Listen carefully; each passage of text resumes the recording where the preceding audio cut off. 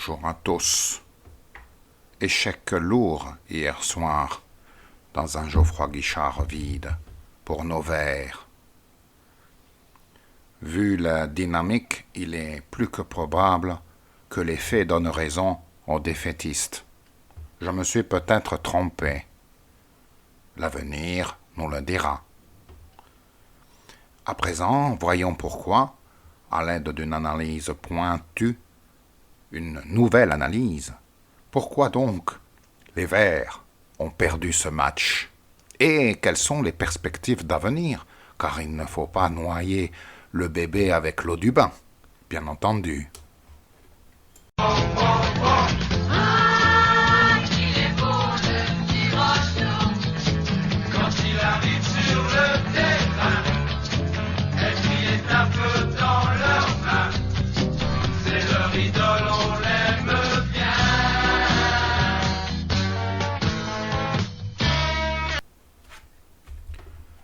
Mauvais scénario donc hier soir.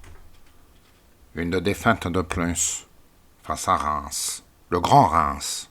N'oublions pas que ce club a fait plusieurs finales de Coupe d'Europe. C'est un club prestigieux. Néanmoins, on peut dire que Saint-Étienne se devait, comme je le disais dans ma dernière vidéo, de gagner ce match pour conserver une chance de se maintenir ou de faire les barrages. La défaite, conjuguée à la victoire de Metz, qui est en bonne dynamique ces derniers temps, il faut reconnaître. Bon, Metz avait un match beaucoup plus facile, face à Angers. Néanmoins, les faits sont là, et les faits sont têtus. J'ai peur que nous restions le bec dans l'eau. Revenons sur le match, nous avons été cueillis à froid par la vivacité, la rapidité de cette attaque très jeune rémoise. Et puis ensuite, nous avons fait une très bonne première mi-temps. J'étais assez optimiste d'ailleurs, et les Stéphanois avaient la possession, la domination dans le jeu, sans être dangereux, cela dit. Il n'y avait pas autant d'occasions que face à Nice. Mais Reims est une équipe très solide, qui est défensivement, qui a des très très bons joueurs, notamment ce joueur qui ressemble à celui qui était au PSG, là. Je ne me rappelle plus le nom, André Luis, je crois. Enfin bref. Mangala, en tout cas, a justifié tous les espoirs placés en lui lors de son recrutement et a marqué un but plein de maîtrise. Il a bien tenu sa défense en première mi-temps et les espoirs étaient permis. Et puis en deuxième mi-temps, de nouveau, les passages à vide. Malheureusement. Reims a effectué 3 changements et la donne a été changée.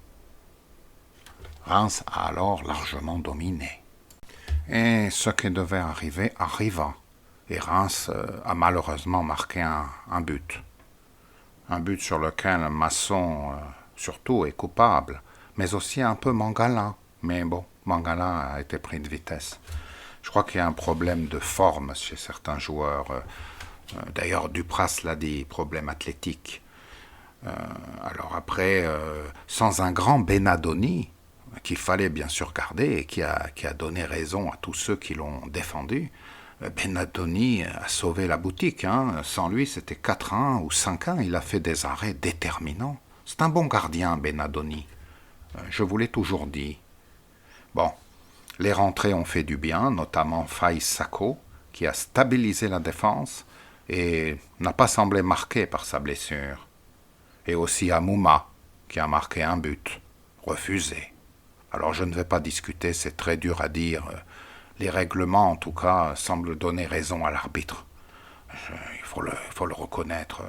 Bon, peut-être qu'il aurait pu l'accorder parce que c'est quand même assez... mais ils ont les caméras avec la VAR, donc je pense qu'il y a eu une charge. À voir. Bon. Metz ayant gagné, Saint-Étienne se retrouve 19e. Mais notre espoir, c'est que Metz va à Paris. Paris vient de gagner 4-0 à Montpellier. Cela dit, cette année, Paris fait rarement des cartons. Car oui, on pouvait très bien imaginer, on se souvient qu'ils avaient une fois battu une équipe, je crois que c'était Lorient, 10-1, on ne sait jamais si Paris se déchaîne. Vous savez, le QSG, c'est quand même Messi, Neymar, Mbappé, sans parler de Di Maria.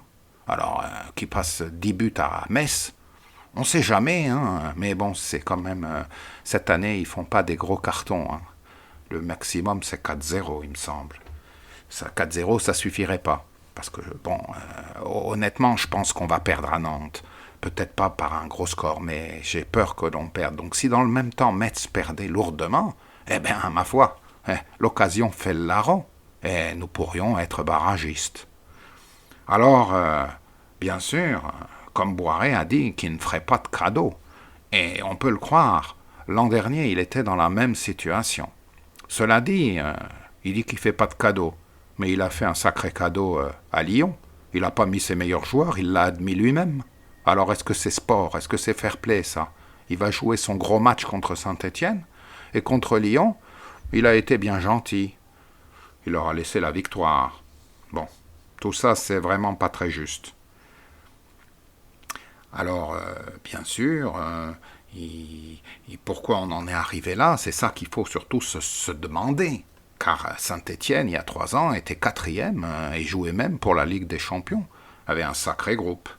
Je pense que, personnellement, c'est mon avis, hein, je ne dis pas avoir raison, le recrutement de Puel, la politique jeune, a montré ses limites. Et en recrutant des joueurs en national, bon, je ne veux pas m'acharner sur Masson, mais quand même, eh bien, on a une équipe de niveau national après, si tu recrutes des joueurs à ce niveau-là. Il n'a pas le niveau Ligue 1, ça paraît évident. En plus, il a eu une blessure, donc et puis même, l'équipe n'a pas le niveau, il faut l'admettre. Elle peut le faire au courage, je dirais. Et puis ensuite, en janvier, on a recruté des joueurs à court de forme. Et on ne pouvait pas faire autrement, on n'a plus d'argent.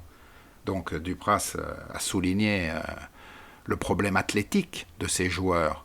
Pourquoi il enlève Sada Thioub, d'après vous? Ben, c'est évident, Sada Thioub a un problème athlétique. Mais Mangala, qui est très bon, qui est un joueur de très très haut niveau, il ne joue que sur sa classe. On peut voir qu'à chaque fois, il est fatigué, je ne sais pas, il n'a plus de vitesse. Mais sur sa classe pure, il arrive à sauver des situations néanmoins. Il a amené quelque chose en l'équipe. Alors, avec les joueurs à court de forme, les joueurs qui ne sont pas du niveau, qui ont été recrutés en national, dont on s'est débarrassé pour certains, eh bien, plus tous ceux qui vont finir le contrat là, dans une semaine, qui vont repartir libres. Bah oui, il y a pas mal de joueurs qui partent libres. Nordin, Cazerie, Boudebou, Stroco, tout ça, ça va rien rapporter aux 15 du club. C'est une gestion à la petite semaine, faut le reconnaître. Mais y a-t-il des raisons d'espérer néanmoins? Oui, je pense que oui, bien sûr. Car même si la dynamique est contre nous, la saison va se jouer sur un match. On ne sait pas quelle sera la réaction de ces joueurs même s'ils quittent le navire. À l'aller, n'oubliez pas que Saint-Étienne avait dominé Nantes. Bon, il y avait eu défaite, d'accord, mais sur le jeu, s'il n'y avait pas eu l'exploit de Koumani, qui avait marqué en toute fin de match un but à 500, Saint-Étienne faisait match nul. Donc, on ne sait jamais, vous savez, sur un match, c'est comme un match de coupe finalement. La saison se joue sur ce match, car je vois vraiment pas Metz battre Paris ou faire match nul. Donc, ou bien alors, il faudrait jouer comme à Rennes, essayer de jouer le match nul à Nantes. Peut-être mettre Nordin devant, des joueurs rapides pour les contres. Alors, bien sûr, ce match qui s'annonce tout à fait spectaculaire entre Nantes et Saint-Étienne nous rappelle la grande époque des Verts. Et oui, car c'était Nantes-Saint-Étienne les deux meilleures équipes dans les années 70, début des années 80. Et Saint-Étienne a souvent corrigé les Canaries.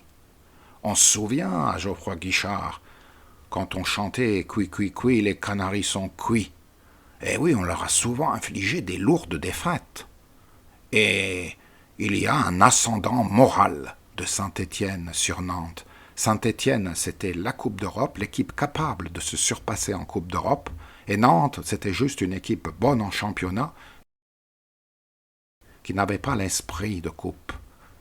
Tout ça peut jouer dans les inconscients. On ne sait jamais. Enfin bref. C'est peut-être la fin d'un cycle qui va se jouer à Nantes, chez ce rival historique. Nous allons retourner en Ligue 2. Ça va permettre de rebâtir sur des fondations plus solides.